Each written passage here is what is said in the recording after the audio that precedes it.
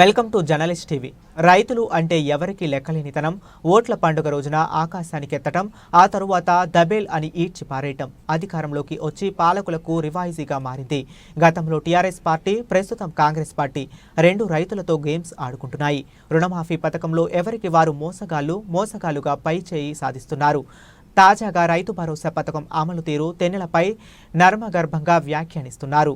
రైతు భరోసా విధి విధానాలను అసెంబ్లీలో వెల్లడిస్తామని చెప్పిన అమతుల్యత మాటలు మరియు నీటి మాటలుగా మారాయి. ఎన్ని ఎకరాలకు ఇస్తారో చెప్పకుండా దాటవేత దారుని అవలంబిస్తున్నారు. ఓడ దాటే వరకే ఓడమల్లయ్య, ఓడ దాటాక బోడమల్లయ్య అన్న చందంగా తయారైంది. కాంగ్రెస్ ప్రభుత్వ తీరుపై journalist TV CEO Mareddy Nagender Reddy విశ్లేషణ.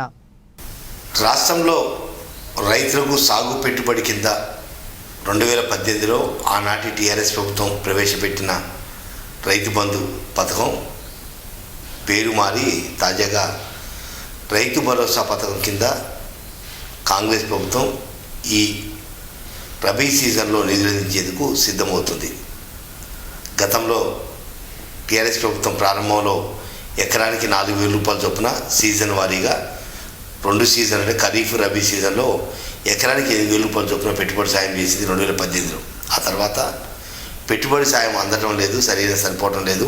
పెరిగిన ఖర్చులకు అనుగుణంగా పెట్టుబడి సహాయాన్ని ఎకరానికి 10,000 రూపాయలు ఏడాదికి అందించాలని చెప్పి 2019 నుంచి 2023 ఖరీఫ్ సీజన్ వరకు అప్రతిహతంగా 4 ఏళ్ల పాటు అంటే 10,000 రూపాయల చొప్పున నిధులు జమ చేసింది.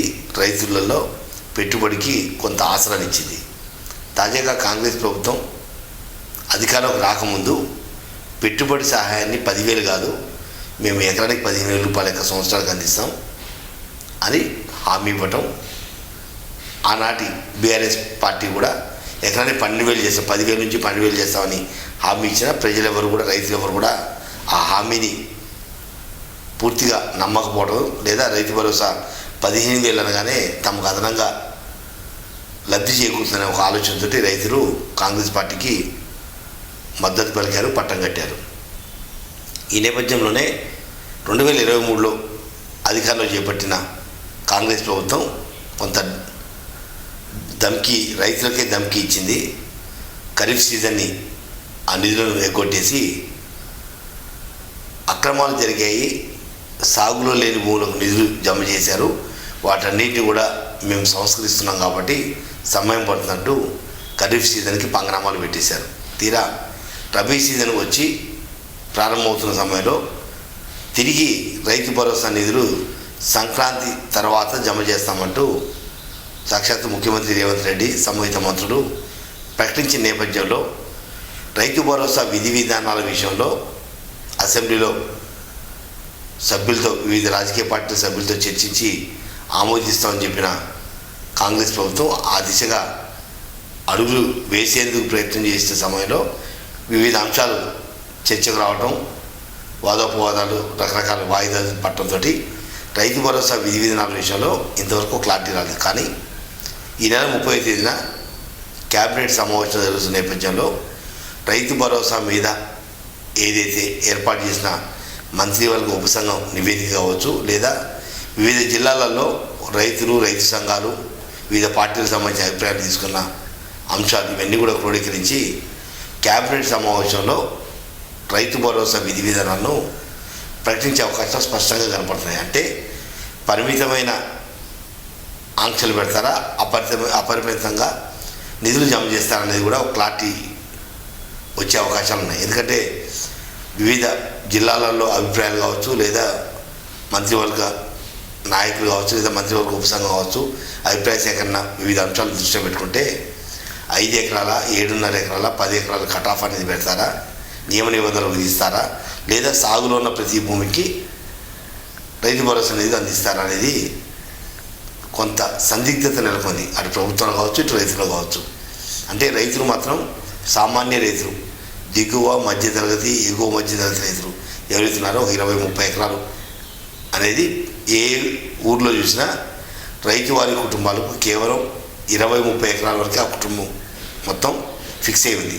అంతకుమించి ఉన్న భూములన్నీ కూడా కొంతమంది బడాబాబులు లేదా సినిమా ఆర్టిస్టులు కావచ్చు, వ్యాపారవేత్తలు కావచ్చు, పెద్ద పెద్ద బడా వ్యాపార సంస్థల ఆధీనంలోనే వందల వేల ఎకరాలు ఉన్నాయి.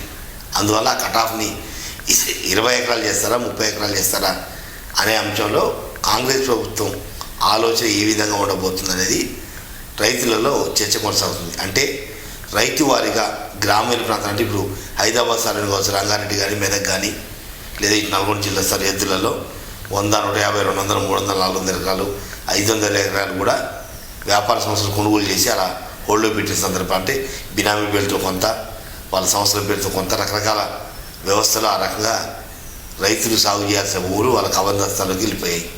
రైతు అవసరాల రీత్యా లేదా రైతు మనుగడ సాగించుకునేందుకు లేదా కుటుంబాన్ని పోషించుకునేందుకు అలా భూములు అమ్మేసుకుంటూ పోవటం వల్ల బడా సంస్థలకు బడా వ్యవస్థలకు మధ్య వేల ఎకరాలు 100 ఎకరాలు వాళ్ళ ఆదిలోకి వెళ్ళిపోవడంతో వాటిని పట్టించుకోకుండా గ్రామీణ ప్రాంతంలో గత దశాబ్దాల నుంచి కావచ్చు లేదా తాత తండ్రుల నుంచి వస్తున్న భూములు ఏదైతే వాటికి అన్నిటికీ రైతు భరోసా ఇస్తారా ఇవ్వరా, లేదా కటాఫ్ ఏమైనా పెడతారా, కుటుంబానికి కటాఫ్ పెడతారా, లేకపోతే రైతు వారిగా ఒక రైతుకి ఇంతని ఏమన్నా కటాఫ్ పెడతారనే చర్చ కూడా కొనసాగుతుంది. ఇప్పటికైనా ఖరీఫ్ సీజన్లో మీరు కాంగ్రెస్ ప్రభుత్వం ఎగనామం పెట్టిన పంగనామం పెట్టిన రైతు భరోసా నిధుల అంశాన్ని పక్కకు పెడితే ఇప్పుడు రైతు భరోసా నిధులు అందించే క్రమంలో స్పష్టత ఇవ్వాల్సిన బాధ్యత కాంగ్రెస్ ప్రభుత్వంపై ఉంది. దాంతోపాటుగా గ్రామీణ ప్రాంతాలలో సాగులో ఉన్న ప్రతి భూమి కూడా ఇస్తే తప్ప రైతులు శాంతించే పరిస్థితి కాబట్టి